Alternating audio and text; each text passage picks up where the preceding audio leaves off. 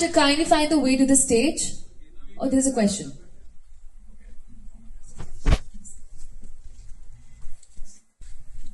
Yeah, Ronak.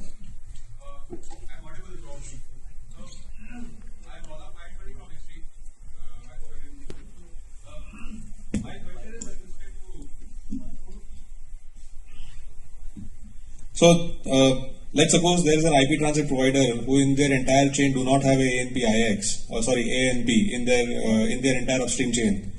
In that case, what we have experienced is, because we have customers connected to the IX who are taking services or Akamai traffic from us, we see a lot of traffic to them being served via PNI, and as soon as they figure out some upstream ANP cluster, the entire PNI traffic shifts to the ANP cluster. Yeah.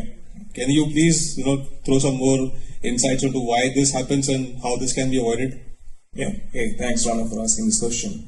It's a very valid point that many of the ISPs have peering with, say, Extreme, and if they further connect to any ISP who has a dedicated cache, their traffic moves to that dedicated cache instead of still getting served from your IX port.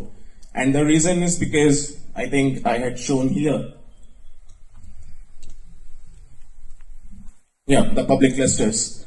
So wherever we are connected with you, they are at a carrier neutral facility, if you already know that.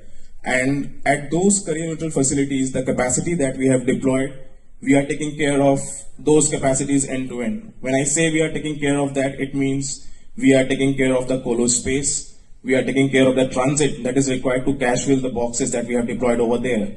And the scalability of such network is not at will.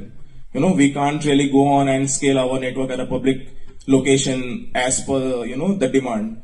So we have to keep the utilization at the public locations at these carrier neutral facilities, like at Equinix, like at STT, minimal, I would say, because the primary role of these nodes are to fulfill the mid-tier cache filling, the cache filling of the nodes with the origin contents. As you can see here, we are trying to bring the origin contents close to the end users over dedicated cache.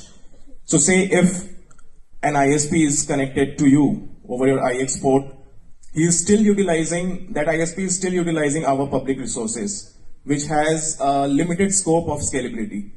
Also, if the demand grows high and we keep having same level of preference to map that ISP from this network, we'll have to keep on scaling our transit bandwidth, which again is dependent on multiple factors, including the business justification.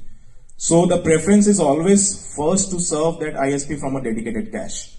That dedicated cache might be that particular ISP's transit, but it gives Akamai that flexibility of scaling those networks at will, because it's between Akamai and that ISP. It doesn't involve Akamai to increase its transit capacity or take care of the increased colo demand if we are to serve more over the dedicated cache. So the concern is quite valid. That is why I mentioned in my presentation that the more we peer with, say, if that ISP is paired with you in Delhi, we would also welcome them to pair with you at, say, STT and SIFI, where you are present.